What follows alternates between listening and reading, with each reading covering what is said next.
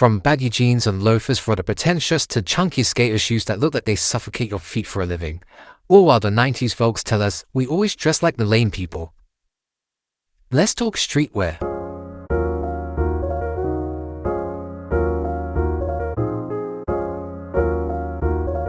Have you noticed lately that streetwear has become a little bit bland?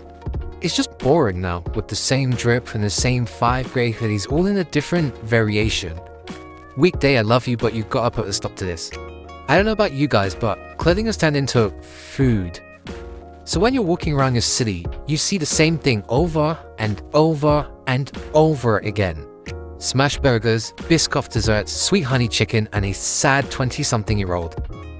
So, what happened to true individualism that streetwear was built on? Not the hyper-individualism that we're exposed to now, where an influencer asks for a hold herself from her community and the person influencer is a nurse saving people's lives, and instead of having a normal human reaction where she doesn't respond within the first few hours despite her not knowing you decide to blast on the internet even though you make $350K a month. It's getting weird.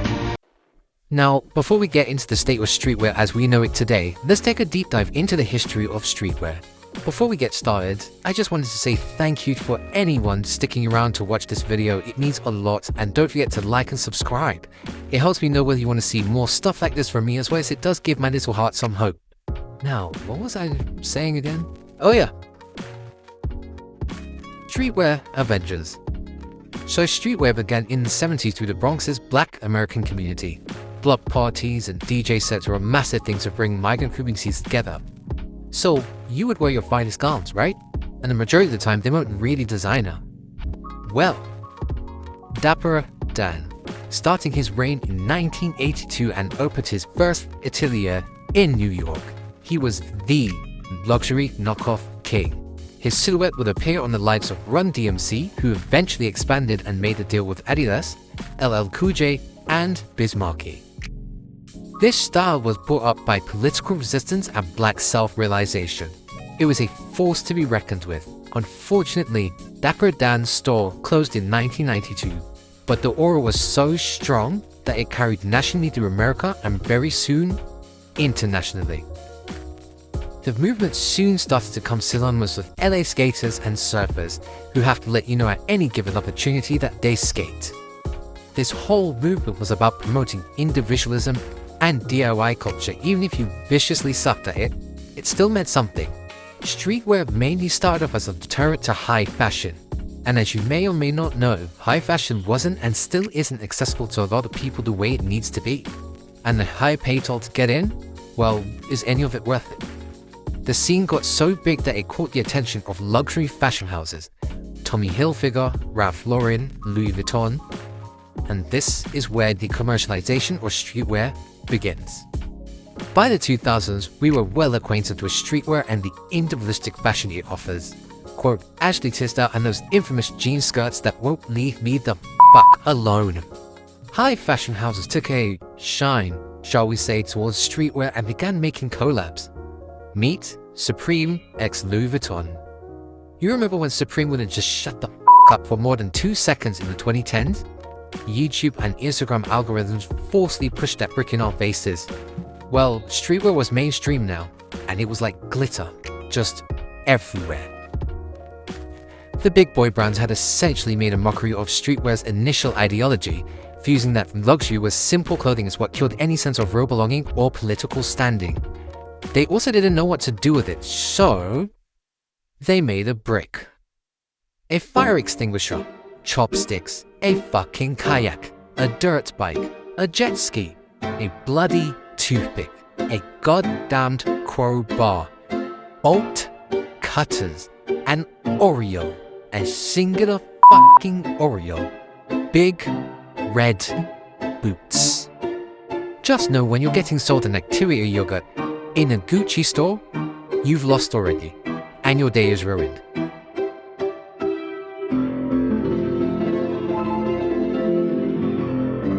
But wait, we have brands like Stussy, Palace, Carhartt, and Babe, who had taken over the scene all the while starting off as brands for the people.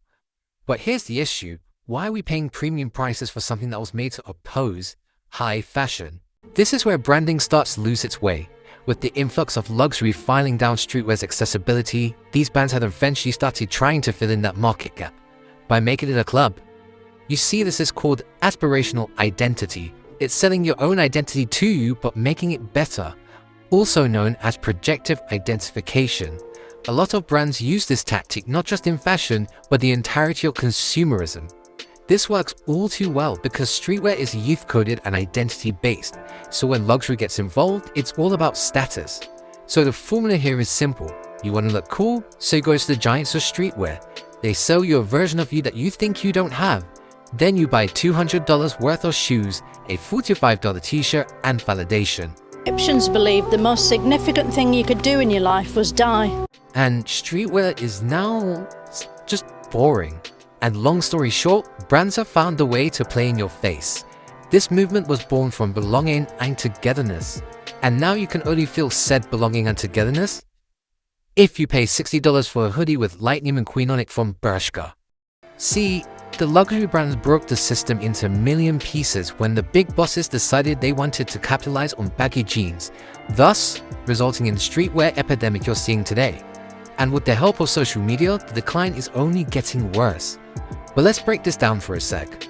The high prices only stuck around because people were 1. Willing to pay the price it means to be different, even though you really could have done it in your own time and taking the initiative by self-reflecting and developing a personality.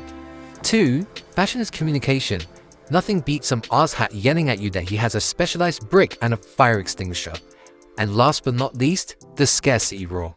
Companies love playing the scarcity rule because people buy into it. As you've guessed, it makes you feel as if you don't get one now, you'll never see it again. As someone who's worked in fashion retail, you see this all the time.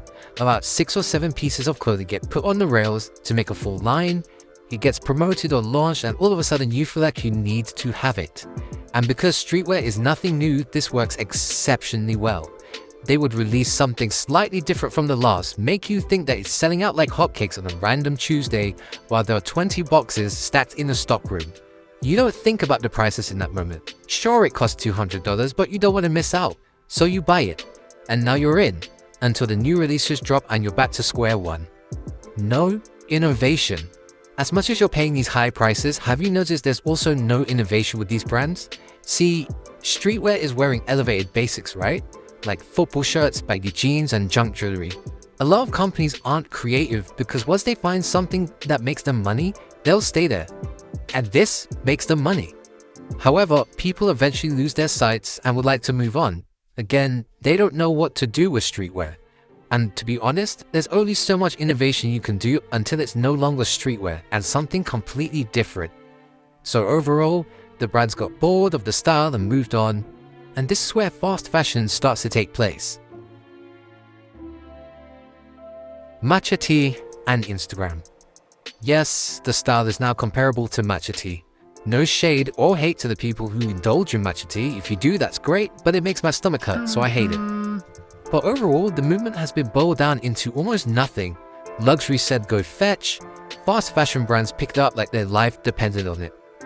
Pull & Bear, Bershka, Urban Outfitters, and so on aren't selling them at outrageous prices, although not favorable ones either. They've serial-commercialized streetwear into nothing. When you study these posts from Instagram, they do in fact sell a lifestyle, but no individualism. In fact, they sell extreme individualism.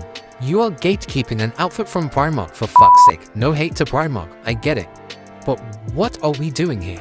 By the way, if you want to know more about cheap fashion consumerism without the options, let me know. I'm thinking of doing a separate video on this. See, streetwear was supposed to teach people self-expression. Social media taught people hyper-individualism. When the two combine, it's a breeding ground for everybody wanting to be unique, while simultaneously no one being unique. Brands don't listen, but they do see everything, thus the bland approach to streetwear we're seeing today. It's just another reminder that you are in fact following another trend pattern, hoping that you look or feel different as they take your money and run. The market has become so oversaturated now, and small businesses and startups are constantly failing to make any profit from any of the clothes that they sell. This is all because of the revolving door that is trends. Trends change every 5 minutes, and people have the attention span of a goldfish. There isn't any real story behind the brands being created, no real identities being formed or ideologies. Even though the big streetwear brands have priced the public out, they still had real stories and startups. I believe the one thing that's missing the most from fashion right now is creativity. Brands copy each other all the time, but I think it's time to break the trend and do something radical. Some of the greatest designers have done this. We need to do better and relearn everything. They've given us the tools, we just need to get smarter at utilizing them. Every expression is now performance. The hyper-individualism that's claimed our generation is no longer collective, and individuality without community is isolation. It's all optics. Everyone is too busy chasing the novelty of fashion rather than engaging in the community, and it's rough to see almost. People don't buy products anymore, they buy identities. Consumerism has ruined a lot of things for us. And as consumers, things don't hit the same like they did before. The thing is, streetwear dying might not be an all bad thing. Hear me out. It could be a chance to get innovative. In fact, it's a chance to actually develop community amongst ourselves, considering how much we struggle to talk to each other. From death, we can recreate. There's new subcultures to be formed, more community to find, but alas, this all takes community. So for now, I guess we all look lame as fuck.